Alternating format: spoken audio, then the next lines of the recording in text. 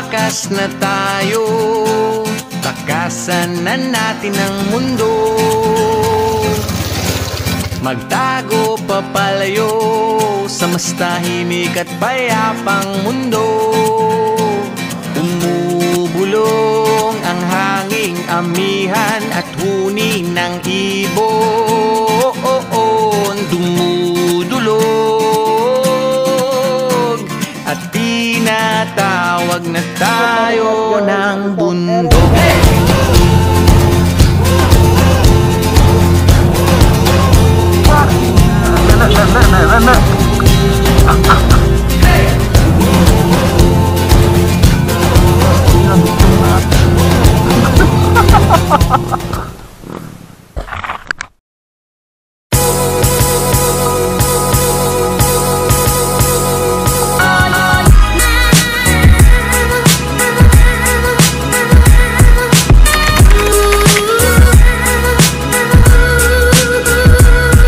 Lodical Motovlogs po, at ito ang Eros 155 with ABS, at ngayon ay pinang-offroad natin siya. So solo ride lang tayo ngayon at papunta tayo sa may Colosmo Hills. So ngayon sementado pa yung kalsada na nadadaanan natin, pero mamaya papatig-patig na yan. Habang papalapit ng papalapit sa may bundok, palala ng palala. Pero may mga part naman na gawa na, kasi under development pa lang itong mga kalsada dito. So itong part na to, nauna siyang nagawa mga ilang years ago. Ito yung paborito kong puntaan palagi dito sa amin, dito sa Kuya Pune, Vice. At yan na nga, simula na. Yung mga basag-basag na kalsada, grabe. So yan, puro bukid na dito. So kahapon, nag-long ride tayo gamit tong Aerox. Nadaanan natin yung asfaltado, nadaanan natin yung magandang sementado, diba, may mga up and down, may konting kurba-kurbada, pero hindi pa natin na-try yung putikan talaga. Pati yung mga kalsada ng pang barangay lang talaga na nasubukan natin, halos lahat nasubukan natin. Hindi lang natin nasubukan yung kurbada na asfaltado, yung mga bangkingan, at saka ito yung mga grabing mga crack sa kalsada, at tapos yung mga putikan mamaya. At saktong-sakto, kagabi ay umulan ng napakalakas, kaya inaasahan ko ng mapuputikan tayo ngayon. So gaya ng nasabi ko sa may previous video, hindi maganda yung shock niya, hindi siya applicable para sa mga ganitong condition, pero itatry pa rin natin. Ganun tayo, ano ko. So mga crack-crack pa lang yun, wala pa yung mga bato-bato, pero na-dislocate na yung atay ko. Yun, dito mararamdaman nila yung mga medyo mapabanking, pero hindi tayo magbabanking dito dahil malikabok, mabato, diba? Mga buhangin, kung ano-ano lang dito. Yan, mga dahon, yan, putik, may kambing, diba? Yan ang province life. Tigeran po. At ang una nating batuhan, nandito na may kasamang putik. At nagsapatos na, aray, putik. Putik. Ah, shot.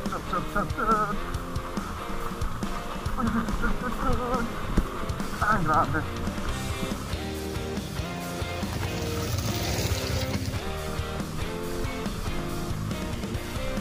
Uy. Nag-i-slide yung mga gulo natin, left and right. Bawal tayong sumandal sa may manibela. Tamang control lang, yung bigat dapat natin, nasa upuan lang mismo. Shit, okay, kailangan natin ibaba konti mga paa natin. At kulipot niya sa sapatos. Napakagaling. Buddha Vlogs!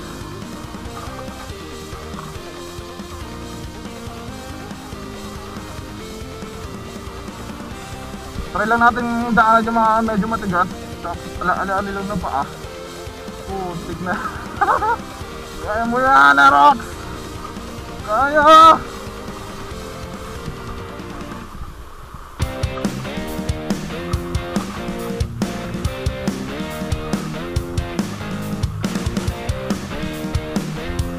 Uy, kaya Yun na kaya guys. Op.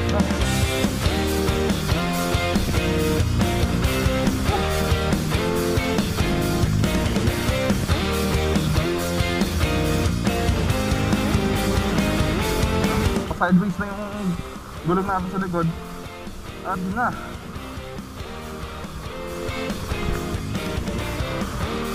I survived! Ah!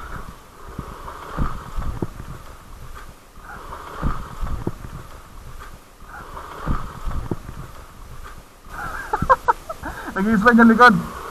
So, huwag niyong gagayahan to guys kung hindi kayo ganun kasanay sa may motor. Kasi nagdi-drift na talaga yung likod niya. Ginusto na natin yan eh. Ang taas. Wait lang, paano to? Uy! Kaya, di ba? Yun, sa mga pababang gano'n. Nag-i-slide shape, kaliwa kanan. Sino, may dalang mga documents. Napakalayo na kalsada. Maghahanap pa ng tricycle yan. So dito medyo dahan-dahan tayo sa mga pababang ganito. Yan! Uy, nag-slide siya no. For sure nanonood dito yung kapatid ko, yung may-ari ng motor. Ay Len! Kaka-wash ko to. Ako bahala. Boom! Di ba? Grabe pag pababang ganun no. Nag-i-slide pati nga harap. Oops. Yan, dahan-dahan tayo sa mga pa-side na akyatan na ganyan. Automatic mag-i-slide ulit yung mga gulong natin dyan. Oy, kambing! May giraan po!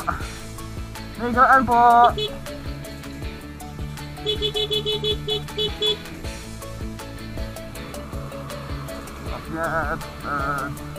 Boom! Nandito na tayo sa taas. Ganun lang kadali guys. Ganun lang kadali. Ayaw! Ano ko? Naari po! Ganun lang kadali. Woo!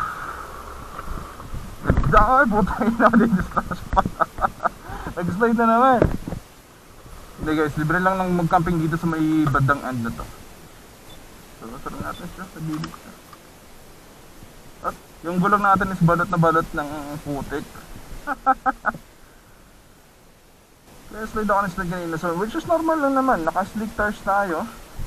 Pang kalsado talaga na ano, asfaltado. Mga ganitong gulong hindi talaga siya ginawa para sa mga putikan.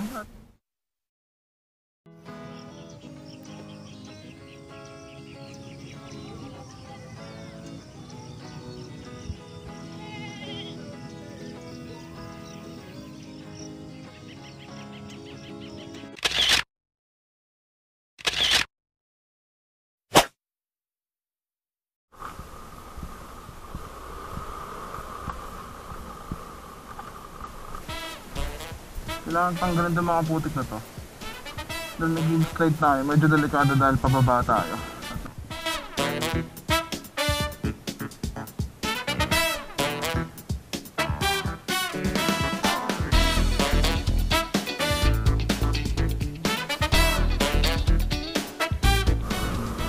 Likod lang ang preno natin ngayon ang pagpababa. Kasi yung likod, well, okay lang mag-slide yung likod. Kasi magdra-drag lang naman yan eh. Diba? Mag-skid lang naman yan.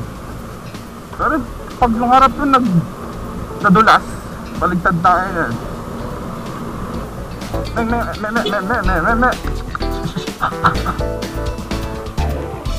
May giraan po mga tropa. Peppa Pips.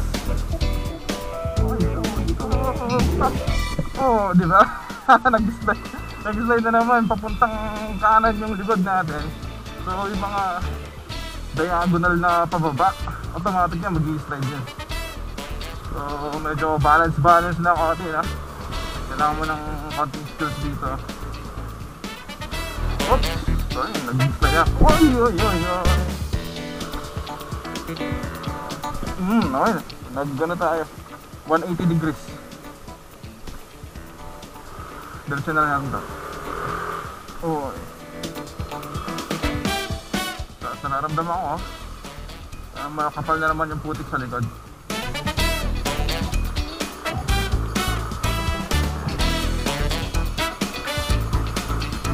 Fuck, nagdidrift tayo. Okay, daan tayo dito.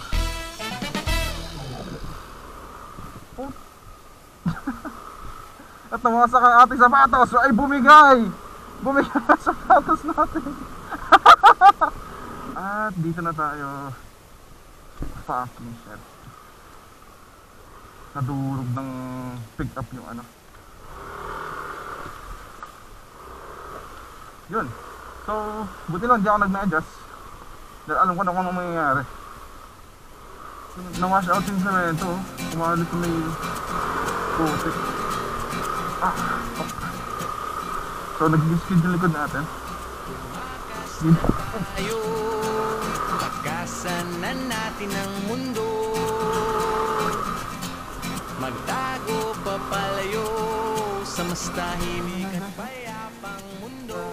Ako'y nagutom na gutom. Bubulong ang hanging amihan at tuning ng ibon. Dumudulog at tinatawag na tayo ng bundok.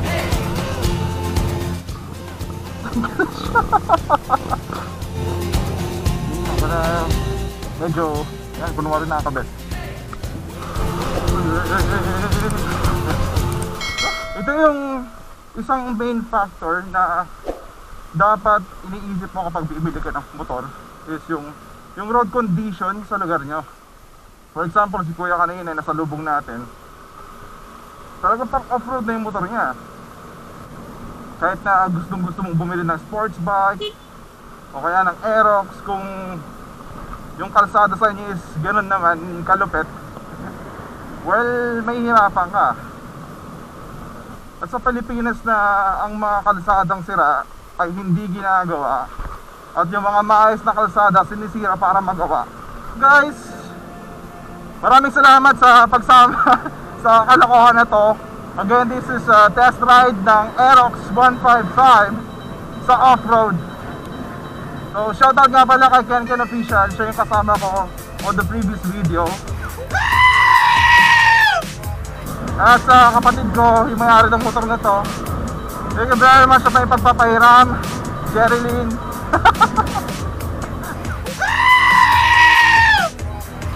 Ingat ka dyan sa Canada, kami bahala sa may motor mo.